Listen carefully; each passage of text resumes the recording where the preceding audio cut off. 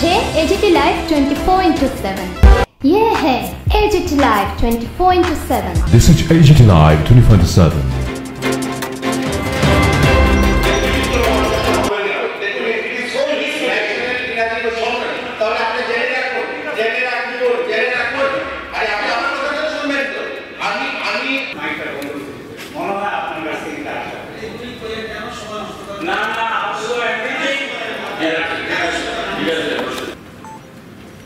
আমি আমাদের সকলের কাছে আমি অনুরোধ করব, যেহেতু আমাদের শর্ট টাইম অধিবেশন, আমরা আমার হচ্ছে 28 তারিখ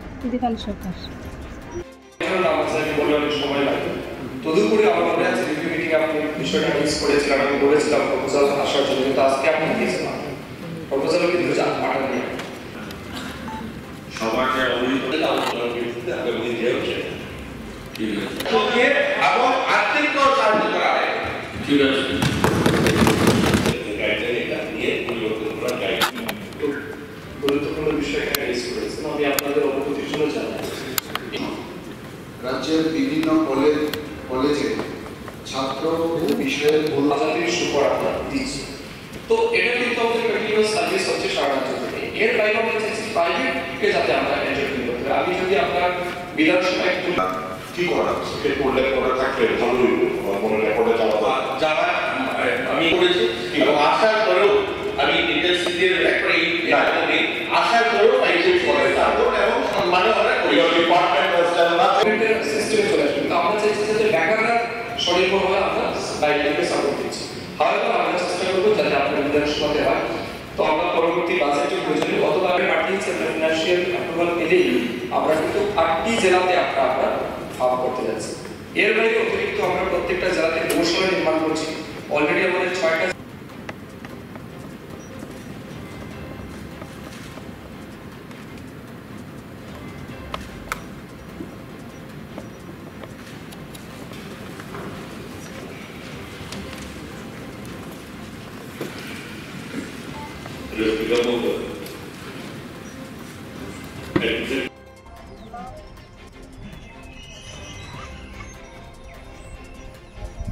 উদ্দেশ্য হচ্ছে যাতে আমরা আমাদের রাজ্যে হাই লেভেলের জব প্লাজম আমরা প্রোভাইড করতে পারি।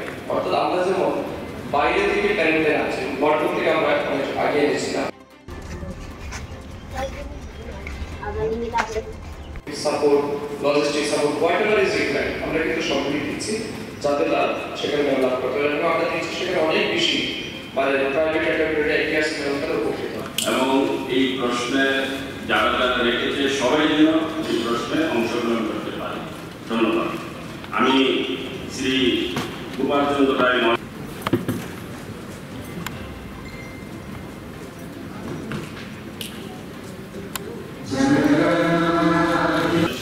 নামের পাশে উল্লেখ করেছি। আমি পর্যায়ক্রমে মাননীয় সদস্যগণের নাম রাখলে তিনি তার নামের পাশে উল্লেখিত নাম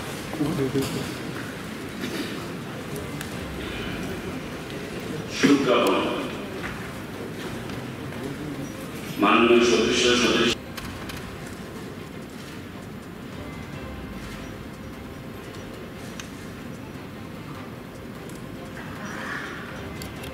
যদি সুপ্রিম কোর্ট থেকে বাতিল দিয়ে থাকে উপায় থাকবে না, ওইভাবেই করতে হবে। সবাই এবার তার কথা বলে তখন কমিউনিটিও তারা ইউজিসি স্কেল মেনে নর্মস মেনে তারা করেছে। এই তথ্য আপনি এই বিধানসভায় উপস্থাপন করেছেন। হ্যাঁ, মন্ত্রী সাহেব শ্রী দুর্জন দেববর্মা আমপুরা পদ্ধতি, শ্রীমতী সাবিত্রী কর্মী চরণমণি পাড়া, সর্দকারী বিসি তেলিয়াপাড়া।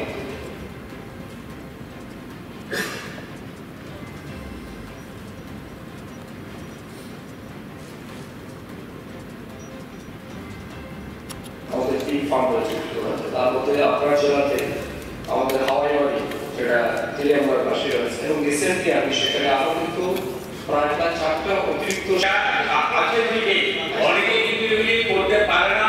এটা আইএলএস এর সবসময় আমি যেটা বলতে চাই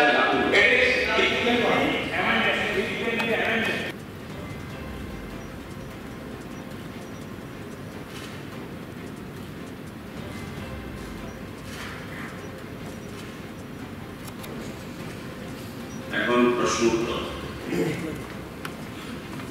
মাননীয় সদস্যগণ, এখন প্রশ্ন উত্তর পর্ব। আজকের কার্যসূচিতে সংশ্লিষ্ট দপ্তরের মাননীয় বিধায়ক দীপঙ্কর সেন যেটা বলেছেন যে আপনারা এখানে নেই, এটা ঠিক না। আপনার জেলাতে প্রায় 3টি আমাদের ফার্ম আছে, একটা ইনক্রিজ করা আছে, এবং তার সাথে সাথে আমাদের একটা বড় স্কিম চলছে, সেটা হচ্ছে NLMC, national livestock mission. National livestock মিশনের আন্ডারে কিন্তু আমরা প্রাইভেট এন্টারপ্রাইজ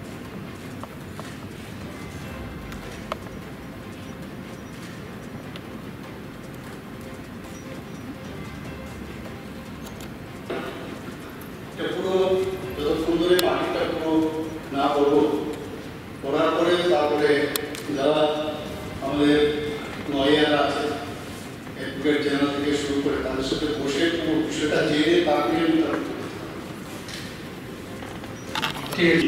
শুক্লাচরণ নোয়াতিয়া জরুরি কাজে রাজ্যের বাইরে থাকায় অধিবেশনে ওনার অনুপস্থিতিতে ওনার উপর ন্যস্ত দপ্তরগুলি সম্পর্কিত অধিবেশনে উত্থাপিত বিষয়সমূহ সম্পর্কে মাননীয় মন্ত্রী শ্রী বিচার বিবেচনা করা যাবে, কি করা যাবে ঠিক তেমনি মাননীয় সদস্য রঞ্জিতবাবু যেটা বলেছেন সে একই উত্তর।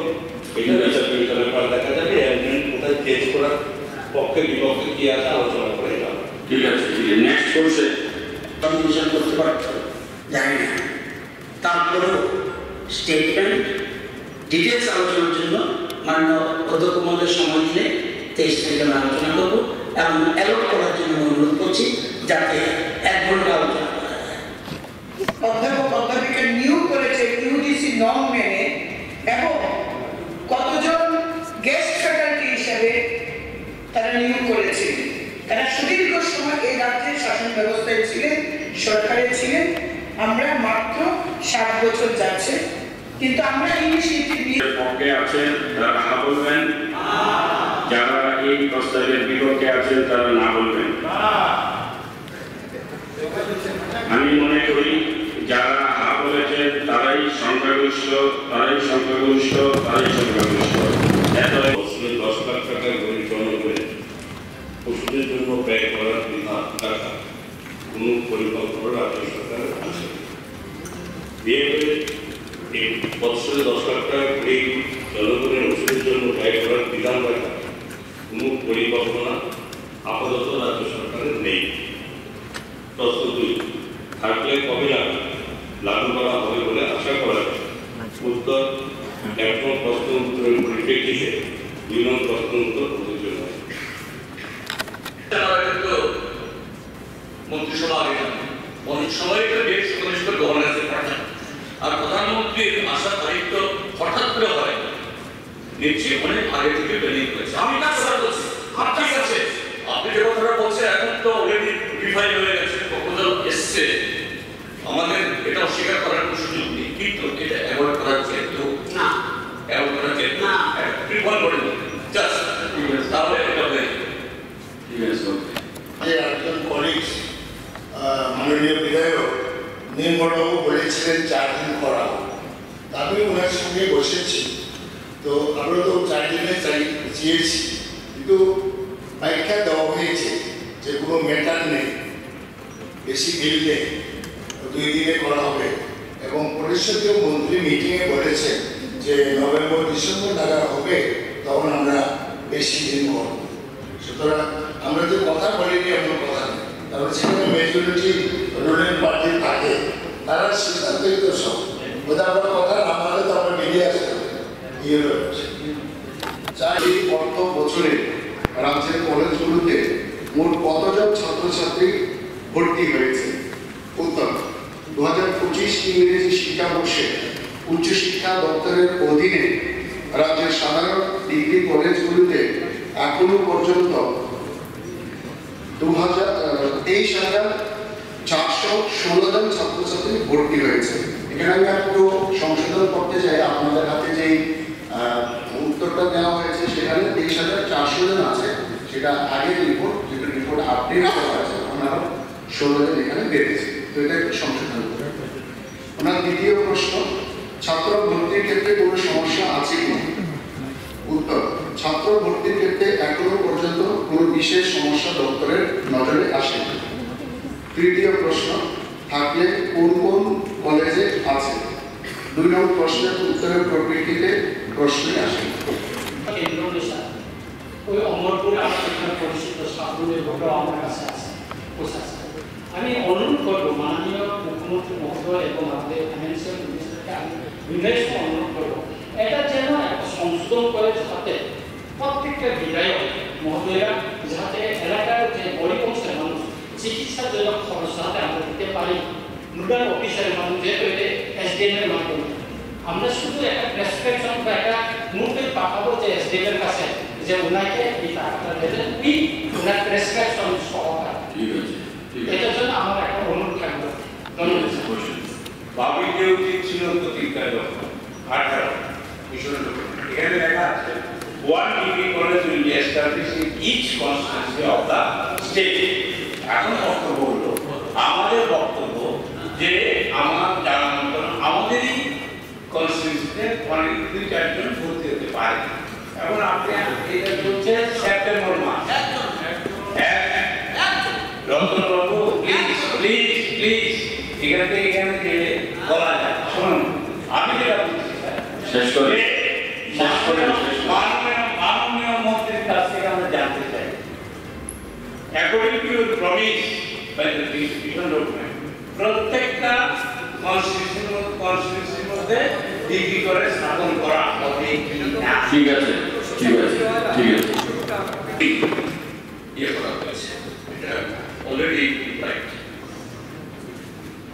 তো সুদীপ বাবু যে কথাটা বলেছেন প্রধানমন্ত্রী আসবেন, সে কারণে সেদিন হাউসটা বড়, এটা কিন্তু একটা সেটা ভালো মেসেজ দেওয়া। অর্থাৎ হাউস না, আপনি প্রয়োজন হলে একদিন এগিয়ে আসবেন। আমি বলি প্রধানমন্ত্রী আসবেন, স্বাভাবিক আপনার মন্ত্রিসভা এবং বিধায়ক অনেকেই যাবেন, যেতে হবে। তাহলে আজকের এই ইয়েটা এটা আগামীকাল শুরু করে এই দুদিন বাড়াতে আজকে না ছিল যখন গভর্নর সামিল করেছে তখন কি গভর্নর জানতো? একটা প্র্যাকটিক্যাল ব্রাদার সামিল করেছে 15 তারিখে তখন কি প্রধানমন্ত্রী ছিল? আচ্ছা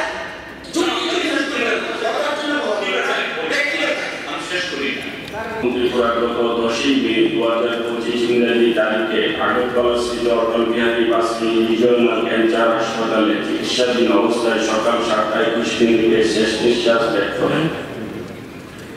মৃত্যুকালে তার বয়স হয়েছিল 70 বছর।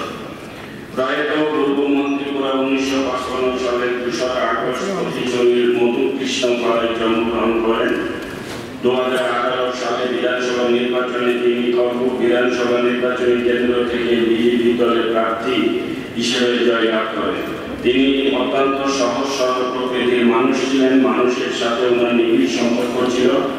মৃত্যুকালে তিনি স্ত্রী, 3 পুত্র, 1 কন্যা, আত্মীয় পরিজন সহ অসংখ্য গুণমুগ্ধদের রেখে গেছেন।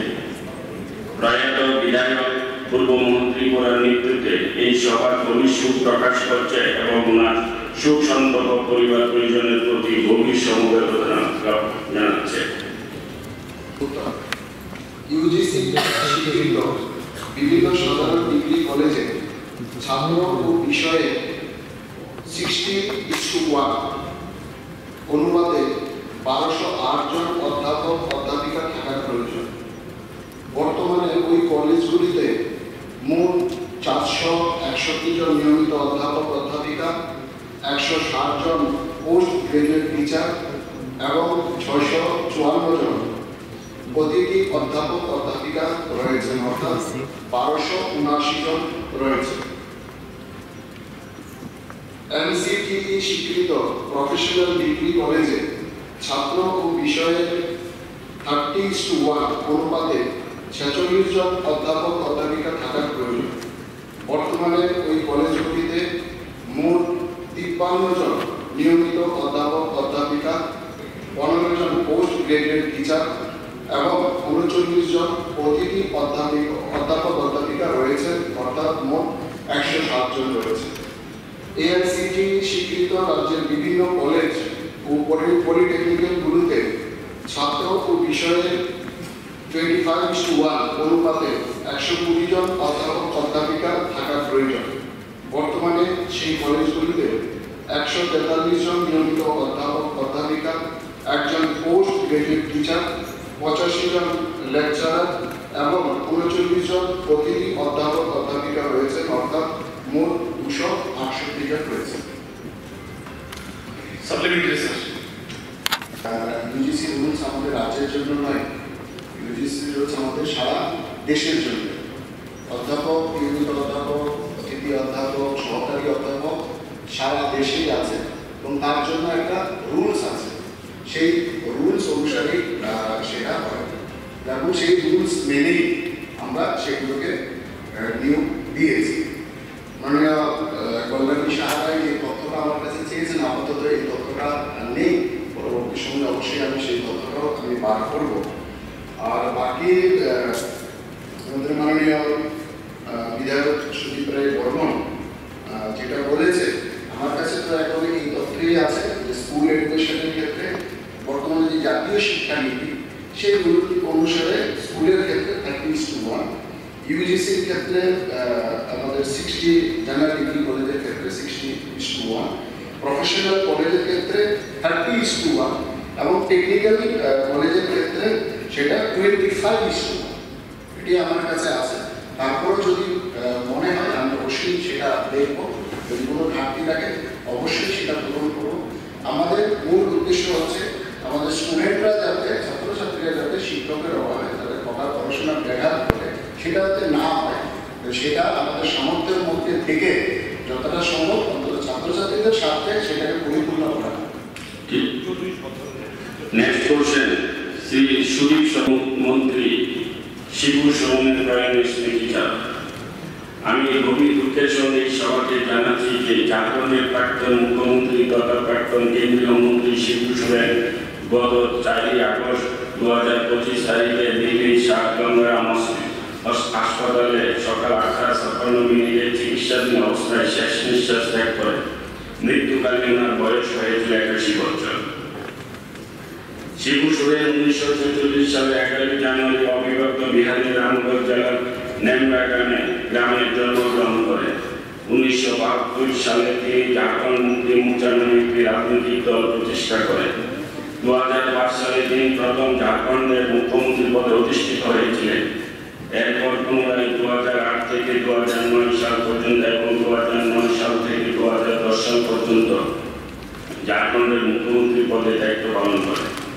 শিবু সোরেন ঝাড়খণ্ডের আদিবাসী সমাজের কাছে গুরুজি বা ভীষণ গুরু নামে অধিক পরিচিত ছিলেন।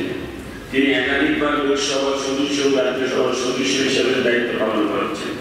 শিবু সোরেন কেন্দ্রীয় সরকারের কর্মমন্ত্রী পদেও দায়িত্ব পালন করেছেন। মৃত্যুর সময় পর্যন্ত তিনি রাজ্যসভার সাংসদ ছিলেন। আদিবাসী সমাজের এক বলিষ্ঠ কণ্ঠ শিবু সোরেন আদিবাসীদের ন্যায্য অধিকারের জন্য আজীবন সংগ্রাম করেছেন। ঝাড়খণ্ড রাজ্য গঠনে ওনার ভূমিকা চিরকাল স্মরণীয় হয়ে থাকবে। শিবু সোরেনের প্রয়াণে এই সবার গভীর শোক প্রকাশ করে ওনার সুখ সন্তত পরিবার পরিজনদের প্রতি গভীর সমবেদনা জানাচ্ছে। এখন আমি এই সভায় উপস্থিত সকলকে প্রয়াত পূর্ব মন্ত্রী অনিল চাকমা ও শিব সোরেনের আত্মার সদ্গতি কামনা করে 2 মিনিট দাঁড়িয়ে নীরবতা পালন করার জন্য সকলকে অনুরোধ করছি। নমস্কার। ঘোষণা আপনাদের অবগতির জন্য জানাচ্ছি যে ত্রিপুরা বিধানসভা মাননীয় অধ্যক্ষ শ্রী বিশ্ববন্ধু সেন গত 8 আগস্ট 2025 তারিখে আগরতলা থেকে ধর্মনগর নিজ বাসভবনে রেলে যাওয়ার পথে আগরতলা স্টেশনের রেলগাড়িতে আকস্মিকভাবে অসুস্থ হয়ে পড়ে। সেখান থেকে ওনাকে চিকিৎসার জন্য দ্রুত হাসপাতালে নিয়ে আসার পর বিশেষজ্ঞ চিকিৎসকগণ তৎক্ষণাৎ অধ্যক্ষের চিকিৎসা শুরু করেন। মস্তিষ্কের রক্তক্ষরণের কারণে জরুরি শৈল চিকিৎসার সম্পর্ক করে চিকিৎসকগণ অধ্যক্ষের ভেন্টিলেশনের পর্যবেক্ষণে রাখেন। পরবর্তী সময়ে পরিবারের সিদ্ধান্তে অধ্যক্ষ মহাশয়কে বেঙ্গালুরু SRCNI হাসপাতালে স্থানান্তরিত করা হয়। গত 12 সেপ্টেম্বর আমি এবং এই বিধানসভার সরকারি মুখ্য সচেতক বেঙ্গালুরু গিয়ে উক্ত হাসপাতালে চিকিৎসাধীন অধ্যক্ষ মহোদয়কে ডেকে এসেছি এবং হাসপাতালের চিকিৎসকদের সঙ্গে আলোচনা করে ওনার বর্তমান শারীরিক অবস্থা সম্পর্কে খোঁজ খবর নিয়েছি। সেখানে খ্যাতনামা সার্জন ডক্টর রবি গোপাল ভর্মার তত্ত্বাবধানে মাননীয় অধ্যক্ষের চিকিৎসা চলছে। SRCNI হাসপাতালের সর্বশেষ চিকিৎসা বুলেটিন অনুযায়ী মাননীয় অধ্যক্ষ বর্তমানে কৃত্রিম শ্বাসযন্ত্রের বাইরে রয়েছে। স্বাভাবিকভাবে শ্বাস প্রশ্বাস নিচ্ছেন এবং ওনার শারীরিক অবস্থা স্থিতিশীল। মস্তিষ্কের চাপও কিছুটা হ্রাস পেয়েছে। বর্তমানে তিনি সেখানে নিবিড় পর্যবেক্ষণে চিকিৎসাধীন রয়েছে। এই কঠিন সময়ে আমরা সকলে বিধানসভার অধ্যক্ষের দ্রুত আরোগ্য কামনা করছি এবং ওনার পরিবারের প্রতি সহমর্মিতা জ্ঞাপন করছি। 2022 ইংরেজি সাল থেকে মাস্টার ডিগ্রি কোর্স চালু করা হয়েছে। এই 6টি কলেজ ছাত্রছাত্রীদের মাস্টার ডিগ্রি কোর্স করানোর জন্য কলেজের নিয়মিত অধ্যাপক ছাড়াও 12 জন পার্ট টাইম টিচার সেখানে নিয়োগ করা হয়েছে। আমি শুরুতেই বলেছি যে সাধারণ ডিগ্রি কলেজগুলোতে যেখানে আমাদের 1208 জন সেখানে অধ্যাপক অধ্যাপিকা থাকার প্রয়োজন, সেখানে কিন্তু আমাদের অতিরিক্ত আছে 1279 জন। যেখানে 1208 জন থাকার কথা সেখানে 1279 জন আছে। প্রফেশনাল ডিগ্রি কলেজগুলোতে সেখানেও আমাদের 107 জন আছে, যেখানে 46 জন থাকার কথা।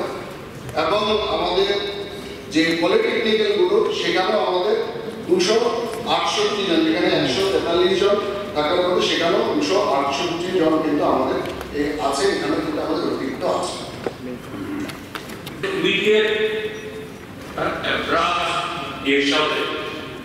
অসামরিক আরবিট্রারি বিদ্যুৎ বিল এবং নানা ধরনের যে ডিসক্রিপেন্সিস অ্যারাইজ হচ্ছে জনগণ মুখী গ্রহণ করছে। স্মার্ট মিটার অবশ্যই এটা এক ধরনের নতুন প্রযুক্তির ব্যবহার, নতুন নতুন প্রযুক্তি আসুক তা রাজ্যেও লাগু করা হবে, কোনো সন্দেহ নেই, কেউ বিরোধিতা করবে না। কিন্তু এই স্মার্ট মিটার এটার মনিটরিং ব্যবস্থা, তার নেগেটিভ এবং পজিটিভ যে অ্যাসপেক্ট রয়েছে, যাতে ভোক্তাদের নাগরিকদের তাদের স্যাটিসফ্যাকশন আনতে পারে, তার সাথে রেভিনিউ আর্নিং জেনারেশন এটাও যাতে হয়, সবটা দেখে প্রস এন্ড কনস আরো ভালোভাবে যে ভাবনা চিন্তা করে পাবলিক হিয়ারিং করে এটা লাগানো হয়েছিল। কিন্তু এটা করার ফলে এমনিতে রাজ্যে বিদ্যুতের বেহাল অবস্থা, দিনে অসংখ্যবার ইন্টারাকশন হয়, তারপরে এই প্রযুক্তির ব্যবহারে একটা অসহনীয় অবস্থা সারা ত্রিপুরাজ্যে প্রায় প্রতিদিন আমরা লক্ষ্য করছি যে মানুষ রাস্তায় নেমে তার প্রতিবাদ করছে। বিদ্যুৎ দপ্তরের বিভিন্ন অফিসগুলোতে সেখানে নিরীহ কর্মচারীদের উপরে সে প্রক্রিয়া করছে, এটা বাঞ্ছনীয় না। যদি এটা সম্পর্কে রাজ্য সরকার এটা পুনর্বিবেচনা করা এবং এ সম্পর্কে নাগরিকদের সম্পূর্ণ সেরকম স্যাটিসফ্যাকশন না করার আগে এটা ইনস্টলেশন এটা স্থগিত রাখা, তার সাথে যে বিদ্যুতের মাসুল বাড়ানো হয়েছে প্রাথমিক এটাও বিবেচনা করার জন্য আমি দাবি আছি। এ সম্পর্কে মাননীয় মুখ্যমন্ত্রী ও মাননীয় বিদ্যুৎ মন্ত্রী এটা এই হাউসটা আশ্বস্ত করেন। আমি এই চতুর্থবার আসার পর প্রথম দিকে আগে যে একটা টিভি দিয়েছিলাম আমাদের এলাকায় চন্দ্রপুরে, এখানে 14-15টা বাড়ি প্রায় 25-30 বছর ট্যাক্স দিচ্ছে কিন্তু জলের নেই। আমি মাননীয় মেয়র সাহেবকেও চিঠি দিয়েছি এবং ব্যক্তিগত করেছি। কিন্তু একটা কাজ যদি স্যার আগে জানতাম 18 মাসের বছর, এখন দেখছি স্যার 60 মাসের বছর। এখন এটা যেটা আমি ধন্যবাদ জানাই আমাদের মাননীয় এমএলএ রঞ্জিত দেববর্মন মহোদয়, এটা গতবার এটা করেছিলেন। আমি বলছি স্যার, আপনি জানেন যে ঔষধের দাম গত 4-5 বছরে 140% বেড়েছে। ইন্ডিয়ান মেডিকেল কাউন্সিলের অনুমোদিত একটা স্টেটমেন্ট আপনাদের আছে, একটু ওয়ান সাইড সব আমাদের মাননীয় মুখ্যমন্ত্রী উনি একটা রেসপেক্টেড ডক্টর, আমি সে কথা বলবো যে গরিব জনগণ সেবা পায়, এটা ঠিক। এখন জিনিসের ঔষধের দাম যেভাবে বেড়েছে, এটা আমি যে কোনো একটা ঔষধের কথা বলছি, 3 বছর আগে ছিল 150 টাকা, এখন হয়ে গেছে 250 টাকা। দ্রব্যমূল্য এইভাবে বাড়ছে, সরকারে আপনার কষ্ট না, আমি জানি আপনার যেভাবে ফুল উঠছে তো মূল্য আমি স্যার বলছি যে জনগণের দিকে তাকিয়ে আপনারা মুখ্যমন্ত্রী, মাননীয় মুখ্যমন্ত্রী তো প্রথম বিধানসভায় বলেছেন প্রথম বছরে যে 50 লাখ থেকে 75 লাখ, এটা তো টাকাটা যা আছে তাই, তার থেকে গরিব জনগণের 10 লাখ টাকা করার জন্য আবেদন রাখছি, এটা ব্যবস্থা নেবেন মাননীয় প্রধানমন্ত্রী। যে কোনো গরিব মানুষ তার চিকিৎসার জন্য যদি বহিরাজ্যে যেতে হয়, আপনার তারা বিধায়কের কাছে আমার প্রস্তাব দিই নোডাল অফিসারের কাছে, সরকার notification they do not exceed the sum of ₹1 lakh or 1.5 lakh. Or কিংবা কোনো ওষুধের ম্যাটারে এত বহিরাজ্যে যেতে হবে, এটা always take the guide. Extra burden financial মানেরও ডক্টর হচ্ছে। এখন হিউম্যান লাইফ নিয়ে এখন একটা প্রশ্ন করেছে, বিনা চিকিৎসায়, উন্নত মানের চিকিৎসা ছাড়া কিংবা তার ফিনান্সিয়াল কনস্ট্রেন্টের প্রেক্ষিতে ওষুধপত্র জোগাড় করতে পারছে না। There has been a spike in the last few years. There has been a spike in the price of medicines. এই প্রেক্ষিতে আমাদের যদি একজন থাকে যে considering his or her financial constraint, আমরা যদি প্রস্তাব দেই তো SDM can sanction an amount of rupees such and such, free করে দিই। আমার মনে হয় এই ডক্টরের এই জায়গায় আমার মনে হয় এটা কনসিডার করা, রিকনসিডার করা উচিত, এবং আগামী দিনগুলোতে এই গাইডলাইন ভাবে তৈরি করে এটাকে কিভাবে ইন্ট্রোডিউস করা যায় এর মধ্যে গাইডলাইনের মধ্যে সেটা বিবেচনা করবেন, সেটা একটা অনুরোধ। ঠিক আছে, 7 দিন কেন 5 দিন কেন করা হবে? সোম, মঙ্গল, বুধ, বৃহস্পতি, শুক্র, সোমবার দিন কেন না? এটা কেন মঙ্গলবার দিন করবে?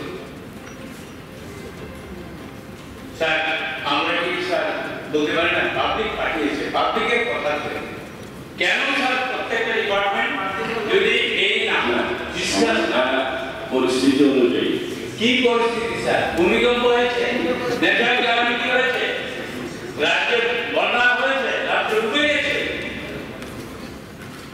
এটা কি হয়েছে স্যার? কেন সোমবার থেকে আজকে পর্যন্ত করা হলো না? না তাহলে সোমবারে, আগামী সোমবারে কেন বন্ধ? কেন বন্ধ? Why not বুধবার, বৃহস্পতিবার, শুক্রবার? আপনার বক্তব্য কি আপনি বলেন? আমার বক্তব্য হলো স্যার 5 দিন করতে হবে এবং প্রত্যেক ডিপার্টমেন্ট কাজ করতে হবে, না হলে তার পড়াশোনা হচ্ছে। ঠিক আছে, এখানে না হলে আমাদের অনস্বর মাননীয় মুখ্যমন্ত্রী, মাননীয় মন্ত্রীগণ একত্রিত হবে। আমি যেটা বলছি, কারণ প্রত্যেকটা ডিপার্টমেন্টের তার কাজ করতে হচ্ছে, এগুলি তুলে ধরতে হবে। ঠিক আছে, nobody is 100% correct, sir. Misal, and তিনি বলছেন রতন বাবু সুন্দর কথা বলেছেন, কারণ তিনটা বেশি না করে উনি 10টা করেছেন। উনি যখন অপোজিশন লিডার ছিলেন, আমিও ছিলাম, উনি 8 ঘন্টা কাটিয়েছেন একটা প্রশ্নে। আজকে উনি বলছেন সবাই করতে হবে, আপনি আপনি জন্ম অপরের শিকার। আমি যেটা বলছি, আমার বক্তব্য হলো পরিবর্তন করার জন্য আবেদন হচ্ছে কি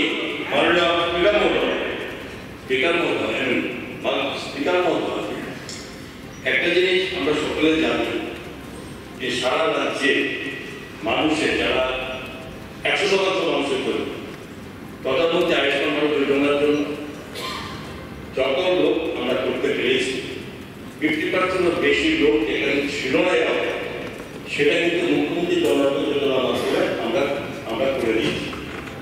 5 লাখ টাকা পর্যন্ত পরিবারের কোন ব্যক্তি 1 বছরের 2 বছরের মধ্যে কোথাও যদি এই ট্রিটমেন্টের প্রয়োজন পড়ে, সেটা এই ব্যবস্থায় অভিযান আমরা রেখেছি। মাননীয় মুখ্যমন্ত্রী যে জন আরোগ্য যোজনার মাধ্যমে করেছে, বাকিটা প্রধানমন্ত্রী এখন যেটা আছেন, এতে গরিব মানুষের সুযোগ পাবে না, বা সেটা তো আমরা দেখছি না। এবং গরিব মানুষ এই সুযোগের আওতার মধ্যে আসার জন্য সব ব্যবস্থা সরকার করেছে। সুতরাং এখানেও আমাদের চিন্তা করতে হবে যে উনি যে প্রবিধান রেখেছেন, সেই প্রবিধান যে করতে চাইছেন, 10 লক্ষ টাকা যদি গরিব মানুষের জন্য করা হয়, কতজনের জন্য এই নিয়ম আনতে দিতে হবে? আর যেখানে 100% মানুষেরই ব্যবস্থা করে করা হয়েছে মুখ্য যোজনার মাধ্যমে, সেটাও প্রশ্ন আছে, যার সামনে আপনার অবগত হয়ে সংখ্যাটা তার মাত্র 50%। আর 654 জনই হলো পার্ট টাইম বা এই বলছেন স্যার, এটা নিয়োগ করা হচ্ছে গেস্ট লেকচারার এবং পার্ট টাইম, এটা পিওরলি টেম্পোরারি। এটা কি করে এই ইউজিসি নর্মস মানা হয়? তো এই ক্ষেত্রে এইভাবে যদি বছরের পর বছর চলতে থাকে, কোয়ালিটি অফ এডুকেশন, মাননীয় মুখ্যমন্ত্রী প্রায় শুনে বলেন যে না, রাজ্যের শিক্ষার উৎকর্ষতা বাড়ানো হবে। তো এইভাবে উৎকর্ষতা বাড়বে। আর কিভাবে এটা পার্ট টাইম বা গেস্ট লেকচারার, এটাকে আমরা নিয়োগ করেছি, এটাকে নিয়োগ বলা হয় হাউ ইজ অ্যাপয়েন্টমেন্ট। এবং এই ক্ষেত্রে ইউজিসি যে নর্মস নানা ধরনের থাকে, কখনই এগুলি মেনটেন করা সম্ভব না। তাহলে সেই ক্ষেত্রে এই ভ্যাকান্সি সার্বিকভাবে আমাদের শিক্ষার কোয়ালিটি আনার জন্য গভর্নমেন্ট কি উদ্যোগ গ্রহণ করবে? এর মানে ওনার স্টেটমেন্ট পরিষ্কার যে মোর দেন 50% যে আমাদের স্টেটে সেরকম প্রয়োজনীয় শিক্ষা আমাদের নেই। এটা কখন এবং নিশ্চয়ই একদিনে হবে না, এটা কিভাবে এবং উইদিন কতদিনের মধ্যে এটা করার ব্যবস্থা গ্রহণ করবেন মাননীয় মন্ত্রী?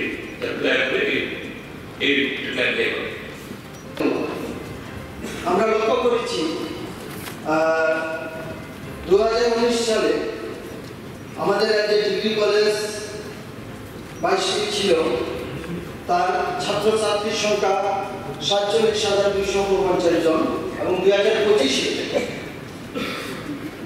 25টি ডিগ্রি কলেজ, তার ছাত্রছাত্রীর সংখ্যা 72,460 জন।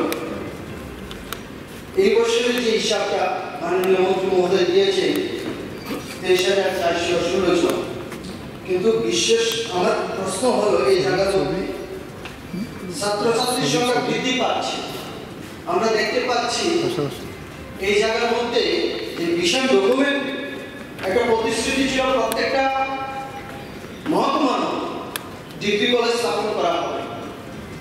এবং আমরা লক্ষ্য করছি এই যে আমাদের রাম ঠাকুর যে কলেজ ভর্তি নিয়ে একটা আমাদের যে প্রিন্সিপাল মহোদয় একটি বহিরাগত দ্বারা সে জায়গার মধ্যে ব্যবস্থা করা হয়েছে।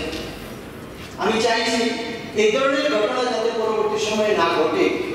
আমি বিধানসভা মাননীয় স্পিকার মহোদয়ের মাধ্যমে মাননীয় মন্ত্রী মহোদয়ের কাছে জানতে চাই যে মিশন ডেভেলপমেন্টের প্রতিশ্রুতি অনুসারে প্রত্যেকটা মহকুমা মধ্যে কলেজ আগামী দিন স্থাপন করা হবে কিনা।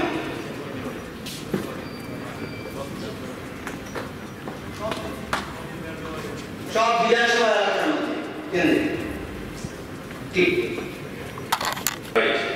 রাজধানীর আগরতলা বাজারঘাট এলাকার তরুণ পর্বত আরোহী পবিত্র রায় তিনি গত 19শে মে 2025 তারিখ ভারতীয় সময় সকাল 7:16 বিশ্বের সর্বোচ্চ শৃঙ্গ এভারেস্ট জয় করে সমগ্র ত্রিপুরাবাসীর মাথা গর্বে উঁচু করে দিয়েছে।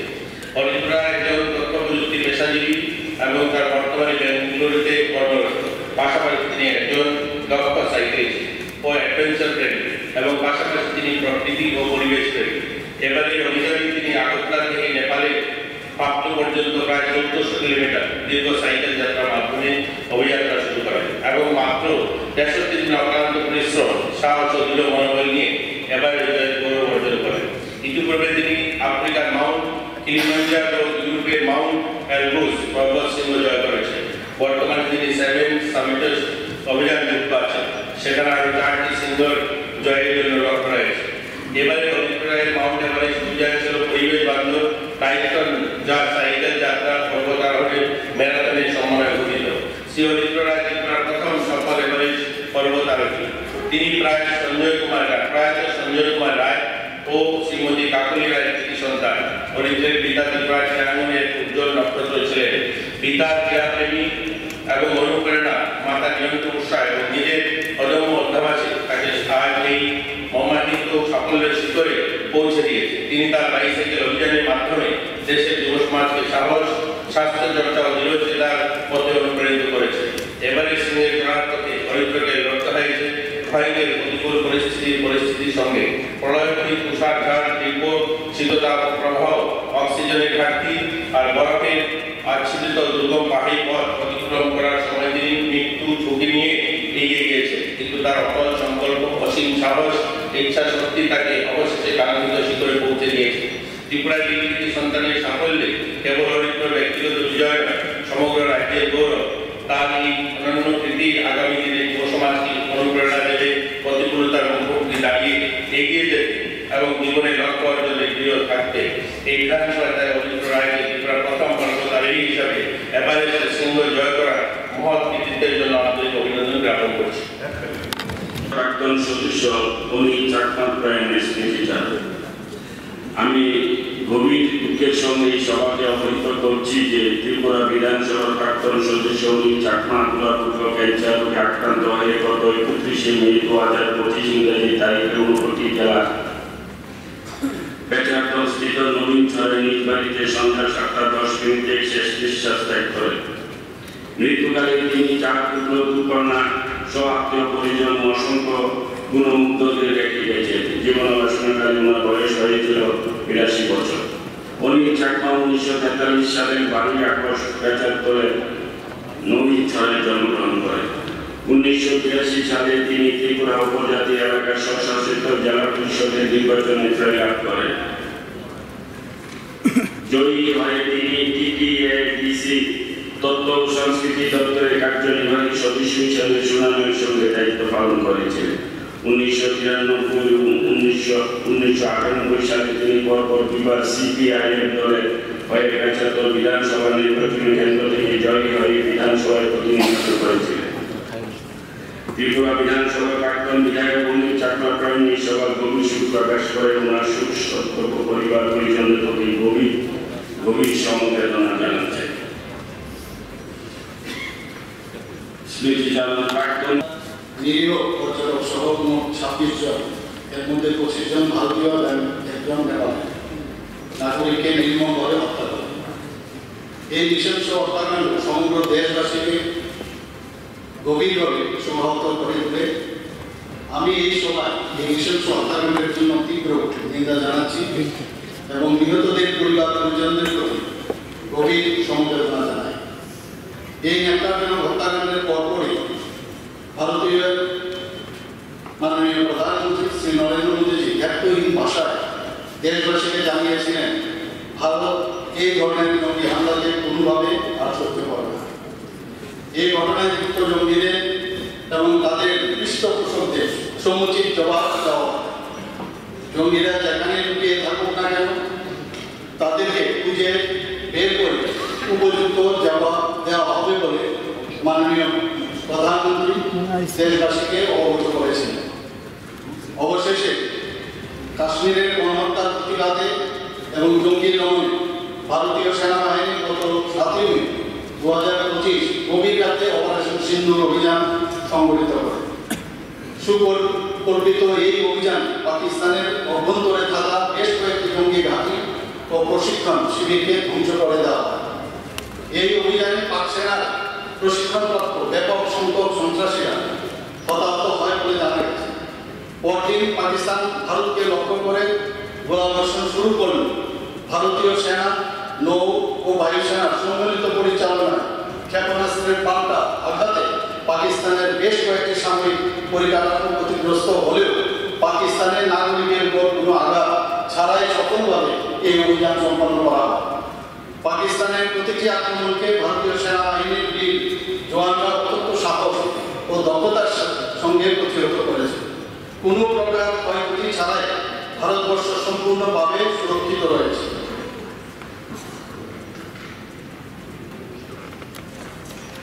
August, after division branch chaired by Justice J.K. Maheshwari and Justice Rajesh Bindra, তারা একটা দীর্ঘ একটা মামলা রায় দিয়েছে। মামলাটা হলো বিফোর 2018 ইডেন গাঁও। এই সময়তে অনেকগুলো দপ্তরে রিক্রুটমেন্ট প্রসেস তারা শুরু করেছিলেন এবং বেশ করে দপ্তরে রিক্রুটমেন্ট প্রসেস এটা সম্পূর্ণ হয়েছে, কিন্তু on the birds of the election ঘোষণা না হলেও সেরকমভাবে তার আগেই প্রসেস শেষ হল।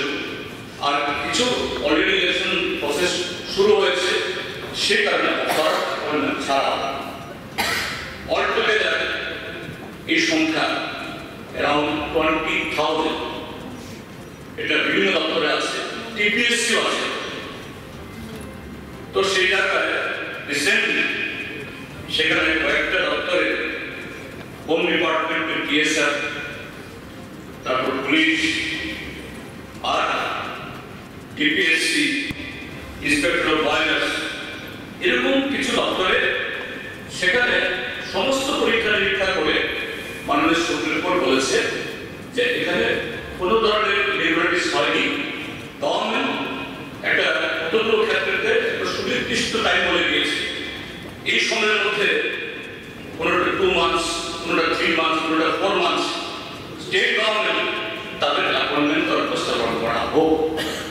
আমি স্যার গভর্নমেন্টের তরফ থেকে, মাননীয় মুখ্যমন্ত্রীর তরফ থেকে এই সম্পর্কে যে গভর্নমেন্ট কি স্টেপ নিচ্ছে, কমের মধ্যে যারা এই যে সুপ্রিম কোর্ট যে নির্দেশিকা দিয়েছে এরকম প্রায় 20,000 পোস্ট অলটুগেদার, সেখানে তার মধ্যে এই কটা ডিপার্টমেন্টের কখনের মধ্যে এবং কতগুলোর ক্ষেত্রে একটা টাইম মান বলে দিয়েছে।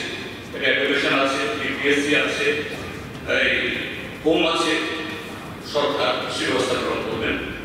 এটা এই হাউসকে স্পষ্ট করে দেওয়া।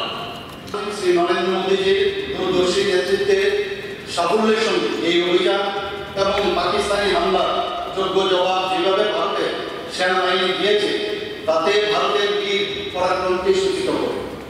সন্ত্রাসবাদ এবং সন্ত্রাসবাদীদের বিরুদ্ধে ভারতের এই অভিযান অব্যাহত থাকবে বলে মাননীয় প্রধানমন্ত্রী যে ঘোষণা দিয়েছেন, আমি রাজ্যবাসীর পক্ষ থেকে এর প্রতি পূর্ণ সমর্থন জানাচ্ছি। ভারতের প্রতিরক্ষা ব্যবস্থা গত 1 দশকে যেরকম শক্তিশালী হয়েছে, এই অভিযান তারই সাক্ষ্য বহন করে।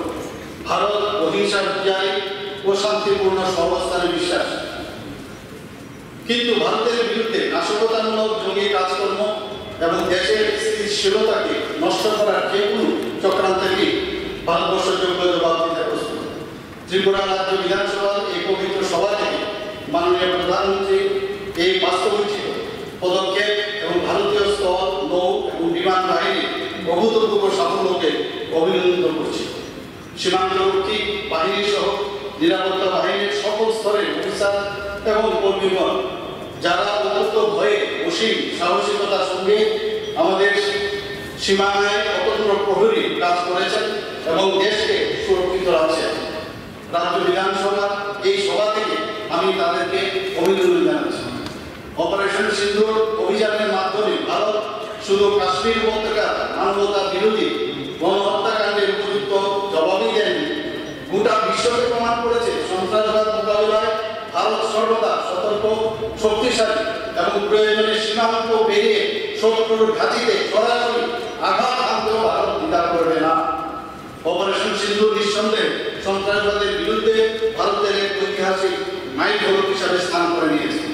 মাননীয় প্রধানমন্ত্রী শ্রী নরেন্দ্র মোদীজির দৃঢ় নেতৃত্ব ও সুপরিকল্পিত পদক্ষেপের ফলে অর্জিত এই গৌরবোজ্জ্বল বিষয় উপলক্ষে ত্রিপুরা বিধানসভা মাননীয় প্রধানমন্ত্রী, প্রতিরক্ষা মন্ত্রী, জাতীয় নিরাপত্তা উপদেষ্টা, চিফ অফ ডিফেন্স স্টাফ, ভারতীয় সেনাবাহিনী, নৌসেনা ও বায়ুসেনার প্রধান সহ বিএসএফ এর প্রধান এবং মাতৃভূমিকে সুরক্ষিত রাখার শপথ নেওয়া সকল বীর জওয়ানদের প্রতি আন্তরিক শ্রদ্ধা ও অভিনন্দন জ্ঞাপন করছি। ভিজিটিং প্রফেসরের মধ্যে এরকম অনেক রয়েছে যারা নেট সেট পিএইচডি পাস। হাইকোর্টের রায়কে যদি আমরা ফলো করে সরকারি পদক্ষেপটা গ্রহণ করলে এদের মধ্যে যেটা যারা ভিজিটিং প্রফেসর হিসেবে এখন দায়িত্ব পালন করছে, why can't we absorb that directly from Pakistan? Number one. Number two, আরেকটা মজাদার ব্যাপার হচ্ছে এই যে অ্যাডভার্টাইজমেন্ট করলেন যে 200 পোস্টে 200 পোস্টে প্লাস 200 পোস্ট বলছেন ফিনান্স অ্যাপ্রুভাল দিয়েছে, মানে 401 পোস্ট। প্রবলেম হচ্ছে এখানে যেটা কারেক্টলি বলেছেন যে 40 ইয়ার্স আপনার দপ্তর তরফ থেকে 40 ইয়ার্স এবং টিপিএসসি ওটাই ফলো করছে। অথচ ইউজিসি রুলস করতে যারা নেট সেট পিএইচডি পাস করা তাদের there is no upper age limit. Thereby, by this notification, you are devaluing a large chunk of the আমাদের নেট সেট পিএইচডি পাস করা তারা এতে করতে পারছে না, অংশগ্রহণ করতে পারছে না। কখনো এই জিনিসটা বড় একটা look আপনার দেওয়া দরকার। We are there to help you. Don't go by what. Yes, of course, officers are there to guide you. But in this auspicious place, they will misbrief us with data that is not acceptable. You search. You are high education, highly qualified minister. You search and get this thing corrected. The reply that you have stated over here is, I'm sorry to say, is incorrect, is not fact. Fact is something else. আমি দুঃখ বলতে বলছি, মুখ্যমন্ত্রীকে দিয়েও যখন ওই doctor না করছিলেন জানুয়ারি মাসে ওই 60:1 থেকে ভাগ করা হয়েছে, which is incorrect. Please get it checked. Don't believe me, but I know this is the statement that you have stated over here is incorrect. Get your facts corrected and আপনি দেখবেন এই যে ফ্যাক্টস এন্ড ফিগারস গুলো আপনি বলেছেন, আমরা যে বিশাল একটা ঘাটতি আমাদের ঠিক আছে প্রফেসর পিয়াদা ঠিক আছে মন্ত্রিসভার সম্পর্কে I'm sure the honorable member will definitely appreciate it because there is no price for this. আজ আমরা ভারতীয় মহাকাশ অভিযাত্রার ইতিহাসে এক গৌরবোজ্জ্বল মুহূর্তের সাক্ষী। আমাদের প্রিয় দেশ ভারতের গর্ব, ভারতীয় বিমান বাহিনীর গ্রুপ ক্যাপ্টেন তথা মহাকাশচারী শুভাংশু শুক্লা এক ঐতিহাসিক সাফল্য অর্জন করেছেন। ইতিপূর্বে আমাদের দেশের প্রথম মহাকাশচারী রাকেশ শর্মা 1984 সালে 3রা এপ্রিল মহাকাশে অর্থাৎ চাঁদে 7 দিন 21 ঘন্টা 40 মিনিট অবস্থান করে ভারতবর্ষকে গৌরবান্বিত করেছিলেন। গত 25 জুন 2025 তারিখে শুভাংশু শুক্লা যুক্তরাষ্ট্রের ফ্লোরিডা প্রদেশে কেনেডি স্পেস সেন্টার থেকে অপর 3 জন মহাকাশচারীর সাথে মহাকাশ যাত্রা শুরু করেন এবং ওনারা 26 জুন আন্তর্জাতিক মহাকাশ গবেষণা কেন্দ্রে নিরাপদে পৌঁছেন। 20 দিন 2 ঘন্টা 59 মিনিটের মহাকাশ অভিযানে তিনি সেখানে প্রায় 18 দিন অবস্থান করে অসংখ্য গুরুত্বপূর্ণ বৈজ্ঞানিক গবেষণায় অংশ নেয়। এই সময়ে শুভাংশু শুক্লা প্রায় ৬০টি বৈজ্ঞানিক পরীক্ষা সফলভাবে সম্পন্ন করতে পেরেছেন, যার মধ্যে অন্তত ৬০টি পরীক্ষা ছিল ভারতীয় মহাকাশ গবেষণা সংস্থা তথা ইসরো কর্তৃক নির্ধারিত। তার গবেষণার মাধ্যমে জীববিজ্ঞান, উপকরণ বিজ্ঞান, মহাকাশ প্রযুক্তি এবং মানবদেহের উপর মহাকাশ পরিবেশের প্রভাব সংক্রান্ত অমূল্য তথ্য অর্জিত হয়েছে।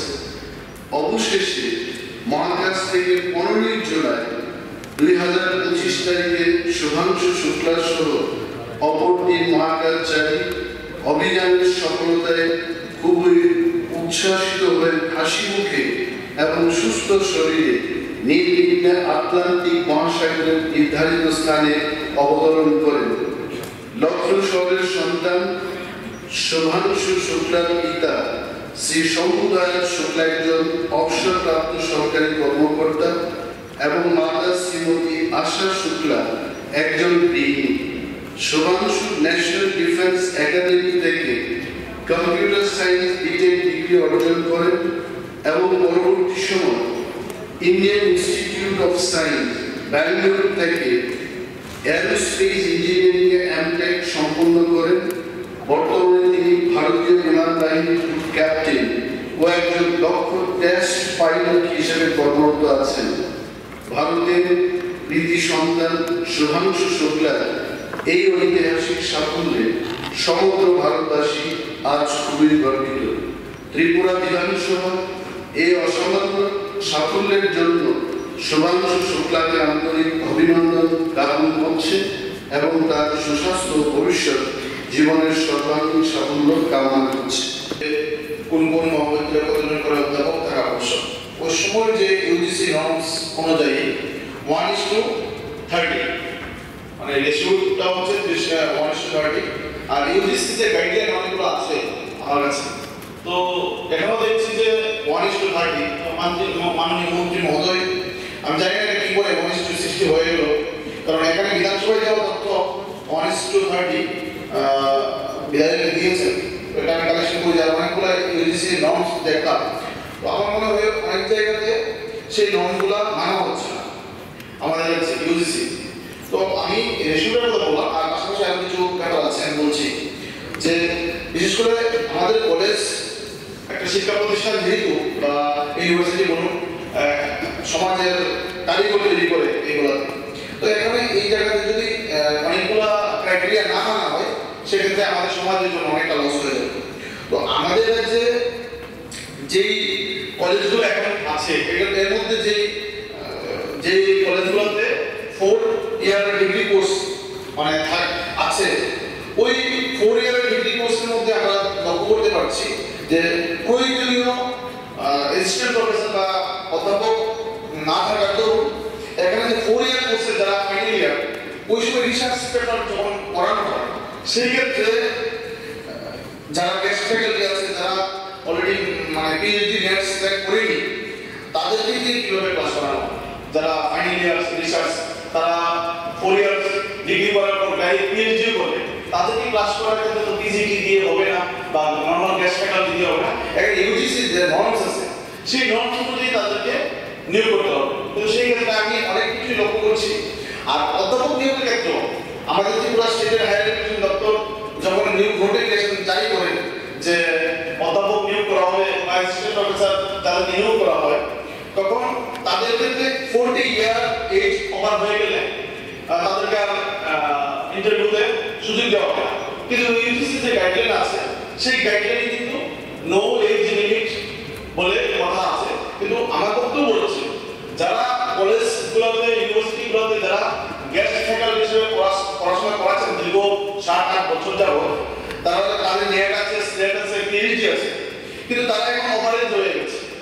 তো ওভারেজ হওয়ার পরেও তাদেরকে নিয়োগ মানে ইন্টারভিউ দেওয়ার ক্ষেত্রে তাদেরকে সুযোগ দেওয়া হচ্ছে না। আমি বলবো দপ্তরের মন্ত্রী সেই ক্ষেত্রে কি ওনার বক্তব্য? ক্ষমতা প্রায় 31,954 জন। 2025 ইংরেজি শিক্ষাবর্ষে রাজ্যের প্রায় 26,000 শিক্ষার্থী টিবিএসসি এবং সিবিএসসি কোর্সের সরকারি এবং বেসরকারি বিদ্যালয় থেকে উচ্চ মাধ্যমিক পরীক্ষায় উত্তীর্ণ হয়েছে বলে ধারণা করা হয়।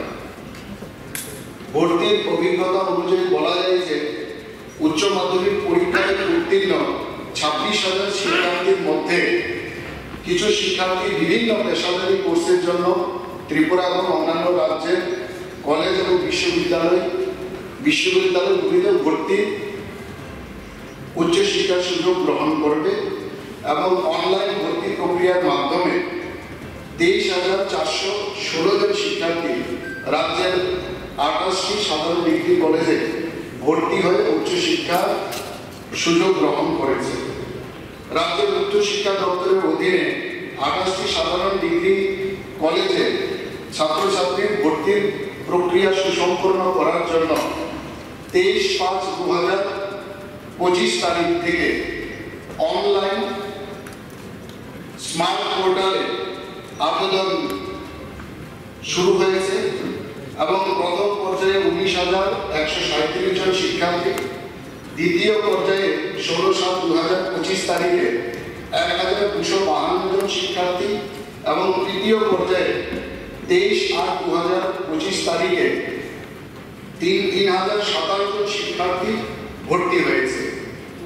যে সকল শিক্ষার্থী বিশেষ কারণবশত ভর্তির জন্য সময় মতো অনলাইনে আবেদন করতে পারেননি, তাদের পরবর্তী সময়ে বিভিন্ন সাধারণ ডিগ্রি কলেজে শূন্য পদের ভিত্তিতে স্মার্ট পোর্টালের মাধ্যমে ভর্তি করানো হয়েছে। কলেজে ছাত্রছাত্রী ভর্তির ক্ষেত্রে বিশেষ কোনো সমস্যা দপ্তরের নজরে আসেনি। এখানে রাম ঠাকুর কলেজের কথা যেটা উল্লেখ করেছেন যে সম্প্রতি রাম ঠাকুর কলেজে ভর্তি সংক্রান্ত একটি অভিযোগ রাজ্যের স্থানীয় সংবাদপত্রে প্রকাশিত হয়েছে, সেই বিষয়ে দপ্তর তৎকাল পদক্ষেপ গ্রহণ করেছে আমরা সবাই জানি, এবং ওই কলেজে ভর্তি সংক্রান্ত দায়িত্বে থাকা সহকারী অধ্যাপককে সাময়িক বরখাস্ত করা হয়েছে। তৎসহ ওই সহকারী অধ্যাপকের বিরুদ্ধেও কিন্তু বিভাগীয় তদন্ত কিন্তু এখন চলছে। এখনো পর্যন্ত ভর্তি প্রক্রিয়া সুষ্ঠুভাবে সম্পন্ন হয়েছে। এখানে উল্লেখনীয় যে 1 জুলাই থেকে প্রায় সকল কলেজে পঠন পাঠন শুরু হয়েছে। পরবর্তীকালে বিভিন্ন ভর্তি হওয়া ছাত্রছাত্রীদের জন্য অতিরিক্ত ক্লাসের টিউটোরিয়াল ক্লাসের মাধ্যমে কোর্স সম্পূর্ণ করার কিন্তু সেখানে ব্যবস্থা করা হয়েছে। আর আপনার যে লাস্ট প্রত্যেক বিধানসভা অনুসারে কলেজ স্থাপন করার যে আপনার দাবি, সেটাও কতগুলো প্যারামিটার আছে। সেখানে কত ছাত্রছাত্রীর উচ্চ মাধ্যমিকের সেখানে পাস করছে, সেখানে সেই অনুসারে সেখানে বিচার বিবেচনা করতে হয়। সেখানে বাকি স্থানের বিষয় আছে, বাকি অর্থ দপ্তরেরও মঞ্জুরির বিষয় আছে। একটা কলেজ নির্মাণ করতে গেলে বিভিন্ন যে প্যারামিটার আছে সেগুলোকে বিচার বিবেচনা করতে হয়। বিশেষ করে ছাত্রছাত্রীরা অনুপাত সেখানে দেখতে হয়। যদি সেই অনুপাত এবং সমস্ত প্যারামিটারের মধ্যে কোনো বিধানসভা আসে তো অবশ্যই সেখানে সেই প্যারামিটার অনুসারে গাইডলাইন অনুসারে করা হবে। একটা কেন সেই গাইডলাইন আওতায় একাধিকও আসতে পারে, যদি সেরকম আসে আমরা অবশ্যই সেটা করব। সেটা এই মুহূর্তে আমাদের যে পিয়ারসের যে এই পর্যন্ত যে আপনার এখানে আমাদের গাইডলাইন সেই গাইডলাইন অনুযায়ী ওনারা এটা অভিজ্ঞতার মধ্যে আসে। অ্যাকচুয়ালি বিয়ারগুলো কোন ক্ষেত্রে আমরা করতে পারবো আমাদের বিয়ার ফান্ডের টাকা দিয়ে, সেটাও মোটামুটিভাবে সকলেরই কিছু অবগতি আছে। তো ওই মাননীয় সদস্য যেহেতু বলছেন, যেহেতু আমাকে বলতে হবে কিসের মধ্যে আমরা আছি হিসাবে করতে পারবো। যেমন ধরুন স্কুল, সমাজ শিক্ষা কেন্দ্র, অঙ্গনারী এবং বালবাড়ি করেন, হোস্টেল, লাইব্রেরি, সরকারি বা স্থানীয় সংস্থা শিক্ষা প্রতিষ্ঠানের জন্য কোনো যদি তদন্তগুলি করা যায় তাহলে সেটা আমরা এই বিয়ার ফান্ডে করতে পারি। সাহায্যপ্রাপ্ত স্বীকৃত বেসরকারি প্রতিষ্ঠানগুলি কখনো বাড়ানো যাবে, তবে শর্ত হচ্ছে প্রতিষ্ঠানটি অন্তত 3 বছর অর্জিত থাকতে হবে।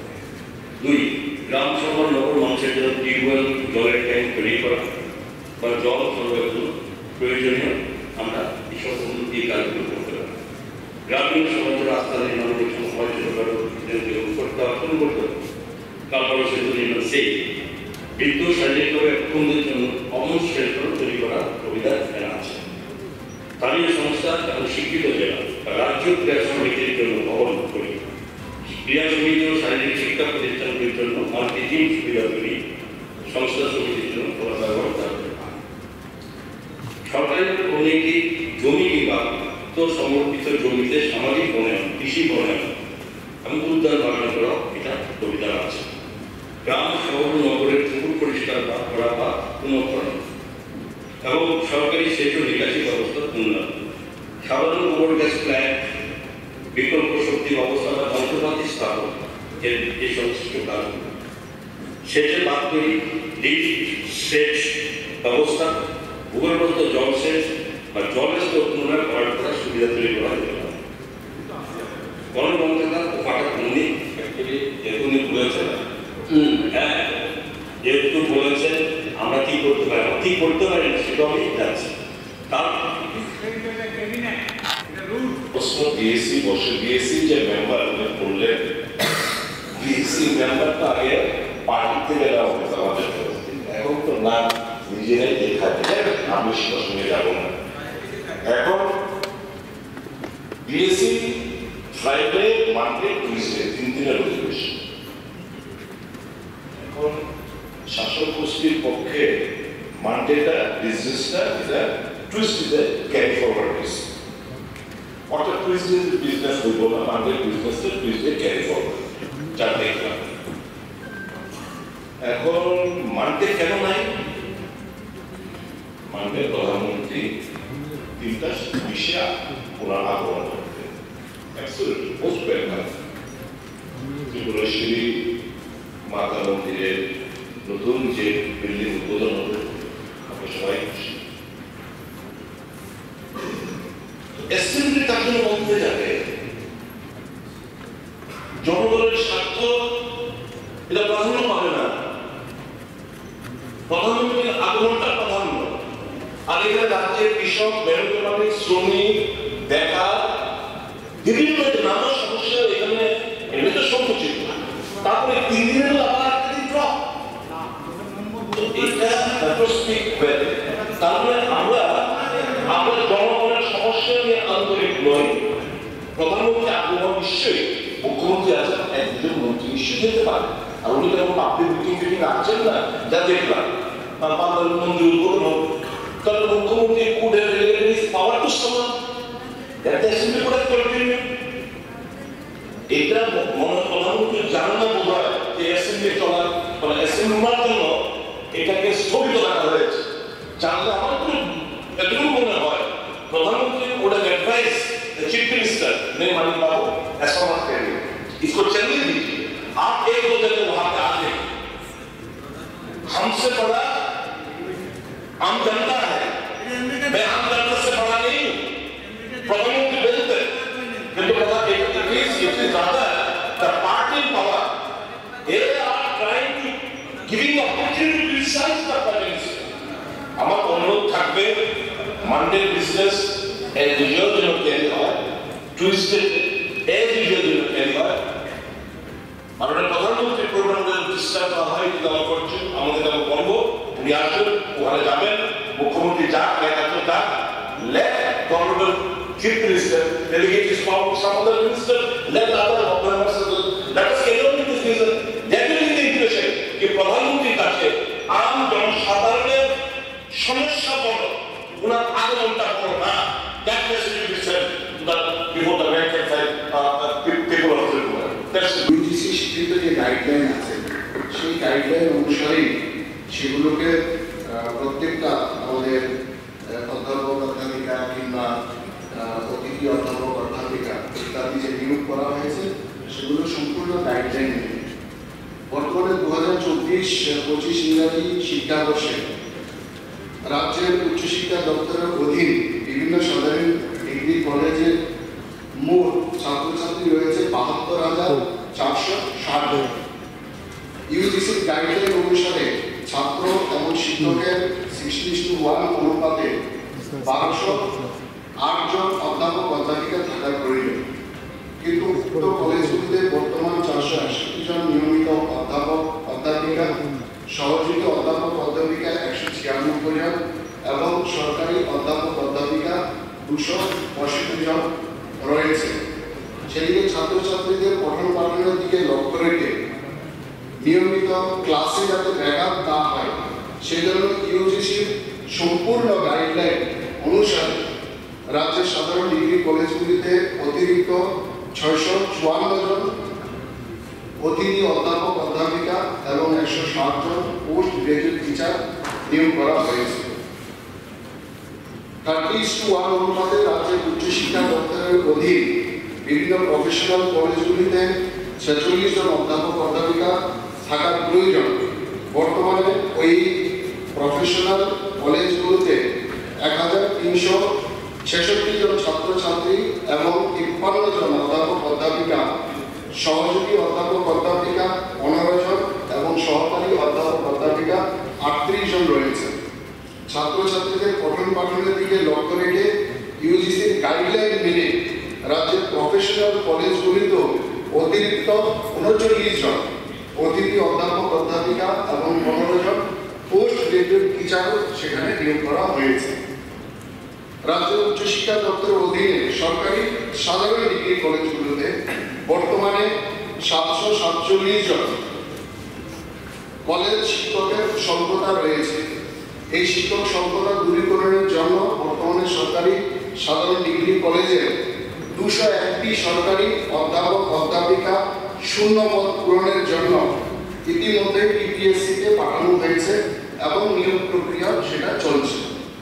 ইতিমধ্যে আরো 200টি সরকারি অধ্যাপক অধ্যাপিকার পদ সৃষ্টির জন্য অর্থ দপ্তর থেকে অনুমোদন পাওয়া গেছে এবং শীঘ্রই তা দপ্তর থেকে রাজ্য মন্ত্রিসভায় অনুমোদনের মাধ্যমে নিয়োগের উদ্যোগ সেখানে নেওয়া হবে।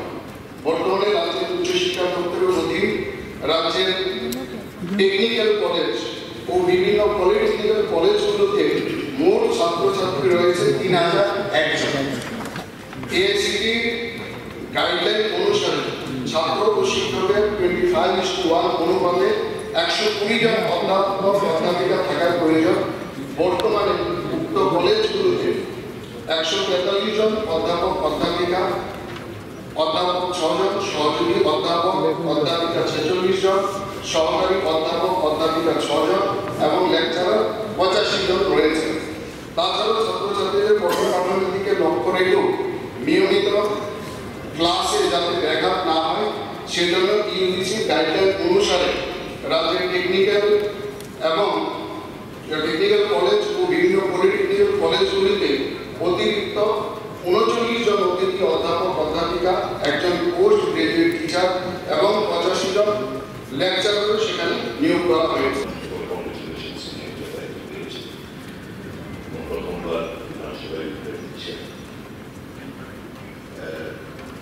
আমার যতটুকু মনে হয়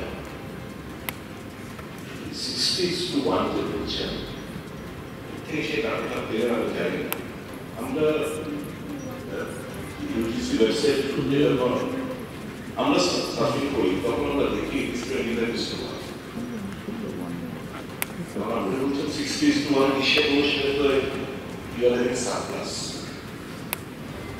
আমরা যে তথ্যটা পেয়েছি 25:1 আপনি চেক করে দেবেন, বিকজ যে ব্যাংক আপনি তৈরি করেন না দপ্তর তৈরি করে দেন, জাস্ট গেট ইট চেঞ্জ। এটা 60:1 হতে পারে না।